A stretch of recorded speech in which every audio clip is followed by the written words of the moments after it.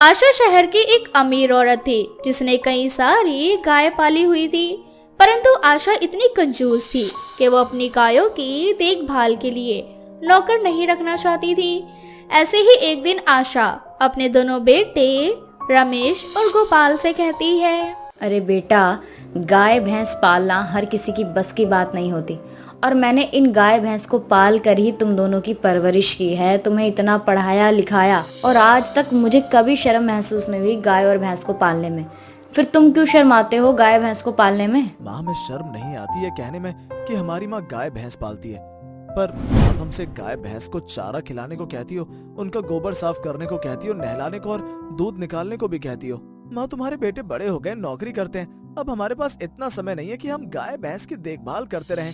तुम अपनी गाय भैंस के लिए कोई नौकर क्यों नहीं रख लेती? क्या मैं अपनी प्यारी भैंसों के लिए नौकर रख लूं और उन्हें मुफ्त के पैसे दूं? यही तो तुम सब चाहते हो ना? अरे मेरी भैंस तो बहुत समझदार है। अगर मैं अपनी भैंस को बोलूं कि जा गुसल खाने में जाकर गोबर करे, तो वो चुपचाप गुसल खाने में जाकर गोबर करके आ जाएगी। अरे जानवरों के लिए गुसल खाना तो बना ही है ना। हाँ तो ठीक है ना माँ, आप हो ना अपनी गाय भैंसों का ख्याल रखने के लिए। हमसे नहीं होता ये सब, हम आपके हाथ जोड़ते हैं, हमें बख्श दो। राम राम, ना जाने कैसी निकम्मी औलाद जन्मी है मैंने।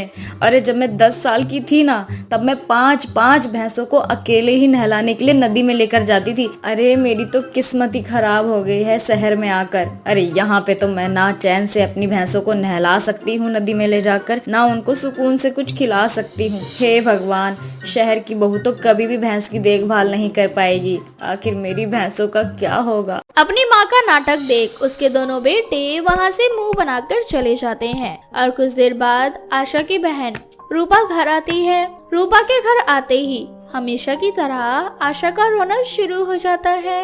अरे मेरी प्यारी बहन, अच्छा हुआ जो तू गांव से सही समय पर आ गई। तू तो जानती है ना कि मेरी भैंस पेट से है। अरे अकेली मैं क्या क्या करूंगी? मेरे वो नालायक बेटे, उनसे तो किसी भी चीज की कोई उम्मीद ही नहीं है।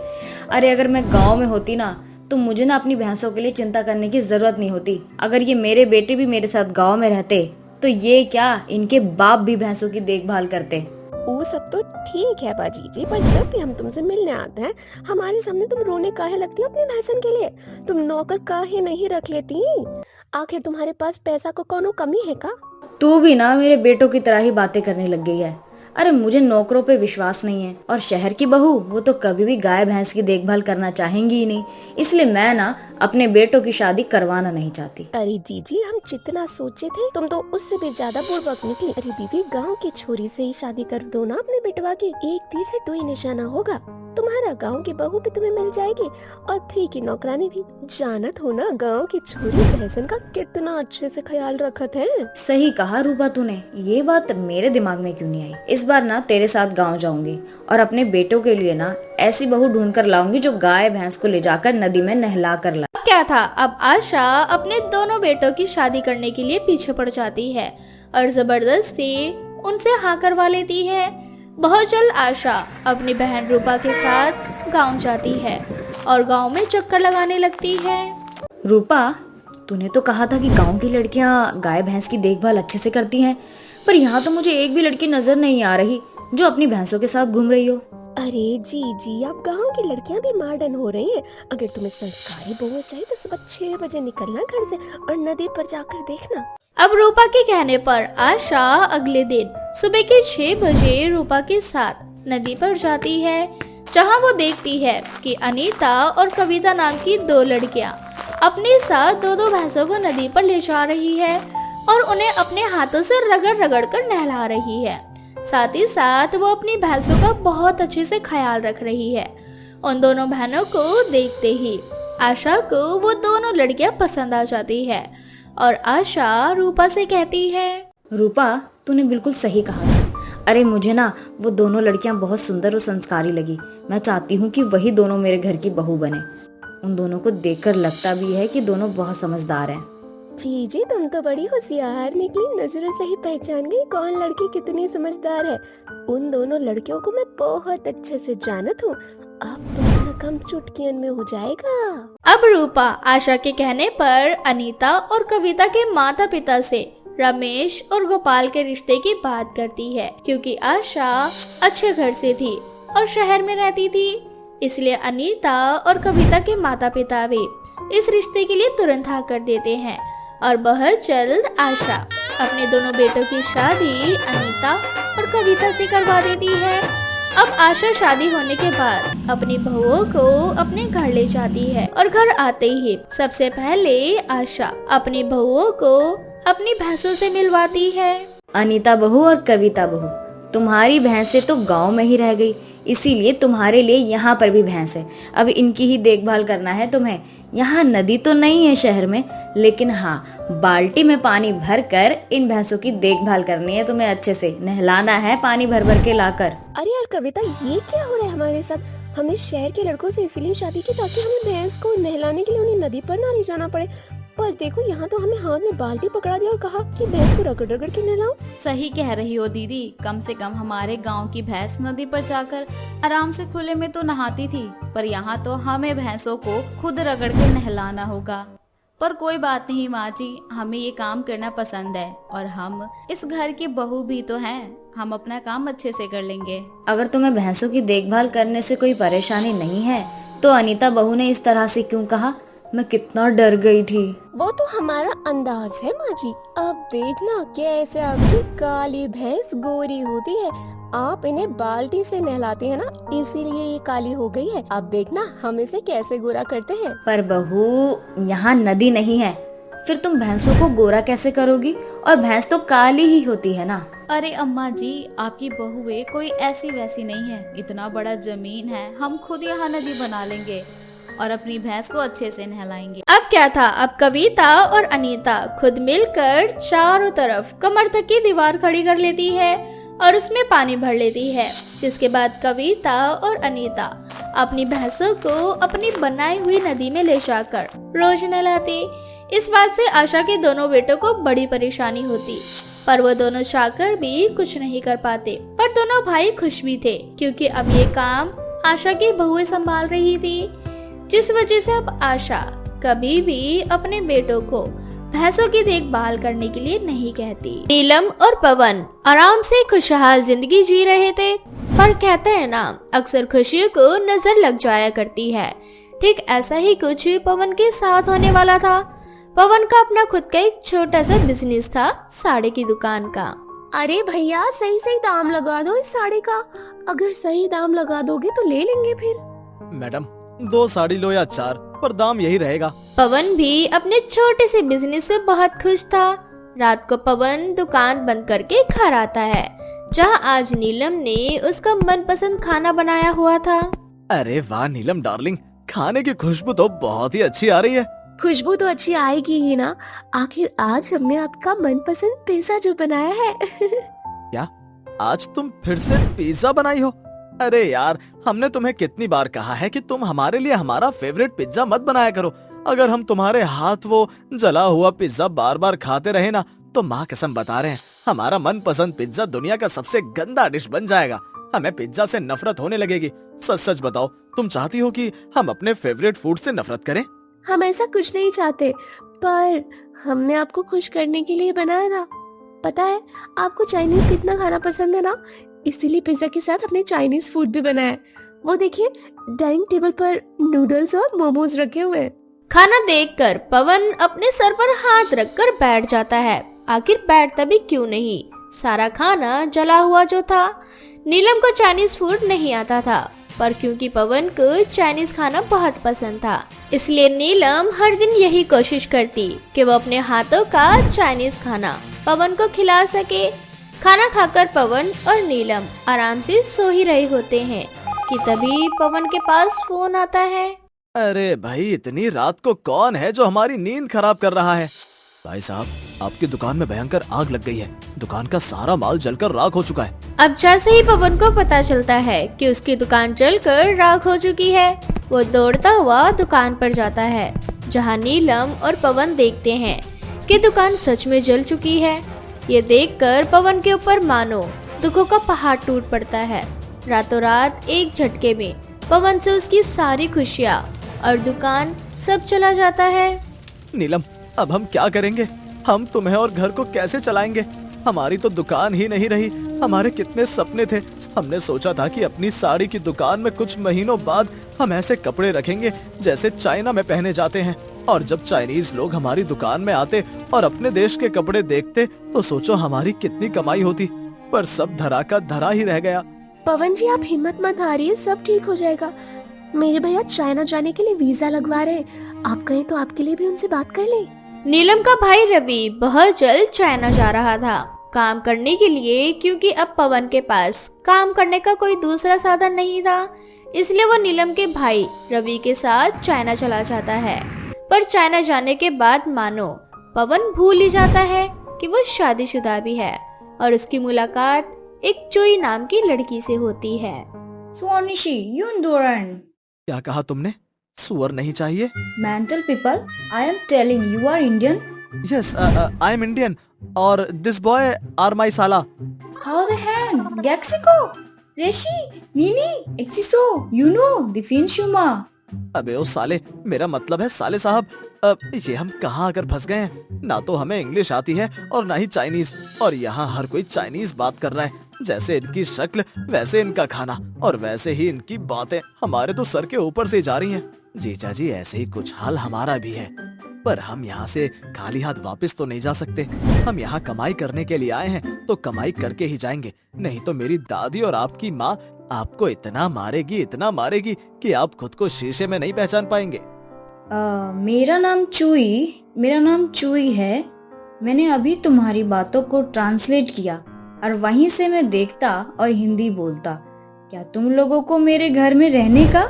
हाँ, क्यों नहीं, बिल्कुल रहने का। रहने के लिए ही तो सर पर छत ढूंढ रहे हैं, और आप जैसी चुई मिल गई तो हमारी ओई हो गई। अब क्या था, अब पवन अपने साले रवि के साथ चुई के घर में रहने लगता है। पर कुछ ही दिनों बाद रवि का ट्रांसफर चाइना के दूसरे शहर में हो जाता है, जिस वजह से पवन और रवि एक दूसरे से दूर हो जाते हैं। तो वहीं दूसरी ओर पवन चुई के नजदीक आ जाता है और चाइनीज तरीके से चुई से उससे शादी कर लेता है। अब चाइना में पवन का समय पूरा हो चुका था और पवन को वापस इंडिया आना था, पर उसने चुई से शादी कर ली थी और वो चुई को छोड़कर नहीं जा सकता था। इसलिए पवन अपनी दूसरी बीवी को भी अपने साथ इंडिया ले आता है, जहाँ चुई को देख नीलम उसके गले लग जाती है। आज पहली बार देख रहा हूँ कि अपनी सौतन को देखकर कोई लड़की इतना खुश हो रही है। अरे पागल लड़की, चाइना से मैं तेरे लिए सौतन लेकर आया हूँ। अरे सौतन होगी तुम्हारी, ये तो मेरी बचपन की दोस्त इमली है।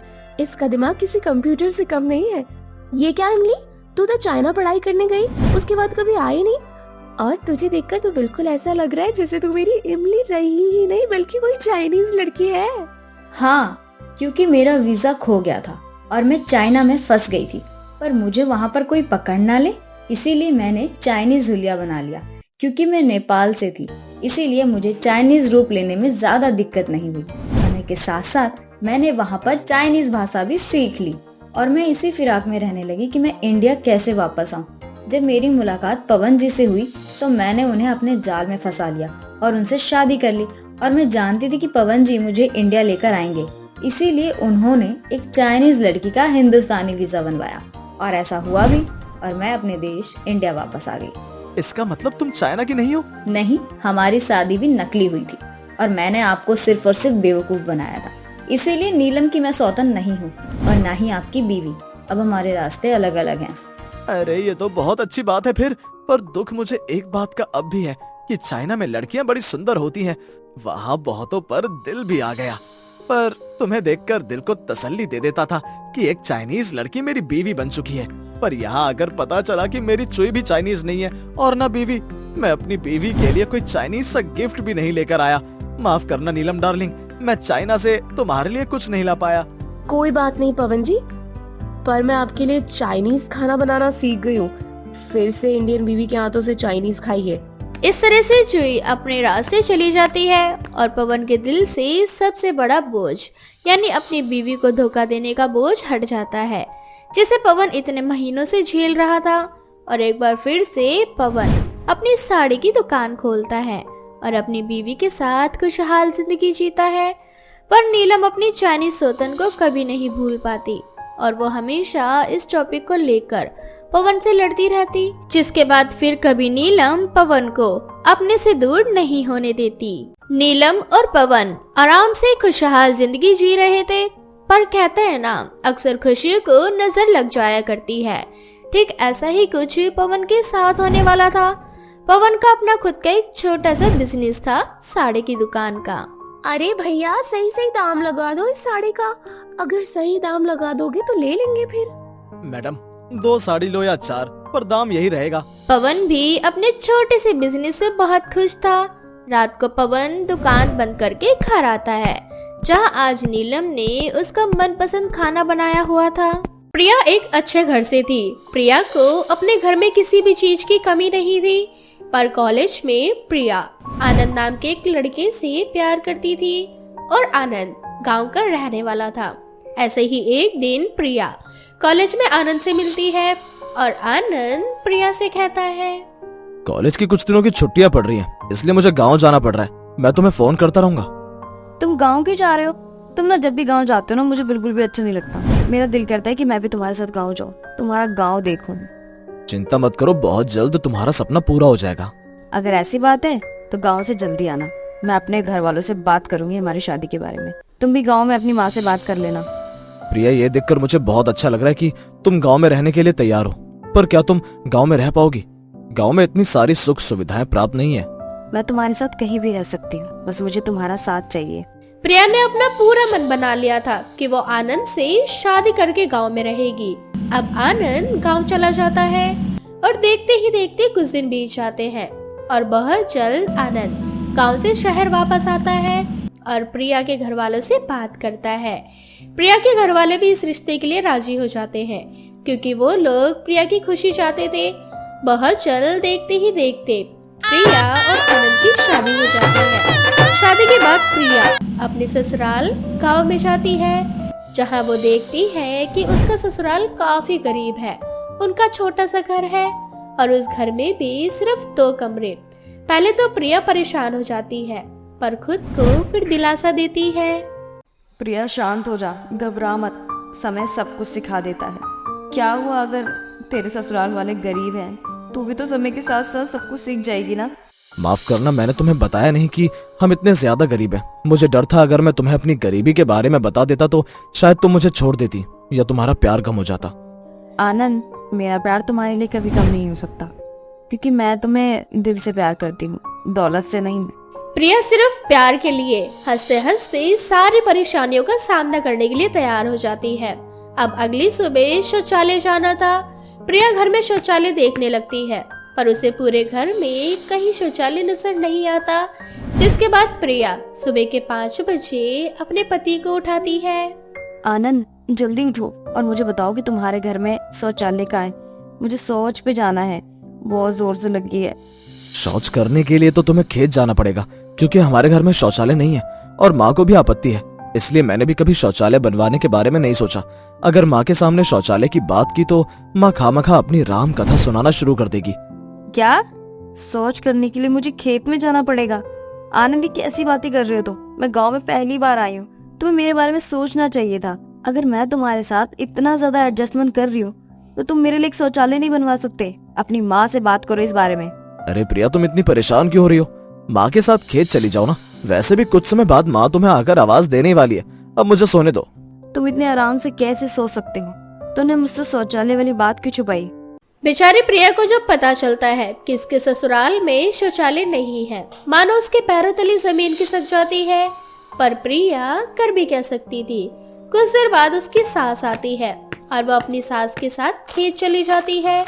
इसी तरह से प्रिया सुबह उठकर अपनी सास के साथ खेत जाती। एक दिन प्रिया रात में सो रही होती है, तभी उसके पेट में दर्द होता है और वो रात के 2 बजे आनंद को उठाती है। प्रिया, तुम्हें रात के 2 बजे शौचालय जाना है? अब सुबह तुम गई नहीं थी क्या हल्की होने के लिए? ज्यादा नाटक मत करो, तुम मेरे पति हो, तुम्हें ही झेलना होगा ये सब। और अगर तुमने सच में मुझे पहले बता दिया होता ना कि तुम्हारे घर में शौचालय नहीं है, तो मैं यहाँ कभी नहीं आती। प्रिया की नाराजगी देखकर आनंद कुछ नहीं कहता और उसके साथ खेत जाता है। अब इसी तरह से कुछ दिन बीत जाते हैं और रोज प्रिया रात में आनंद को उठाकर खेत जाती।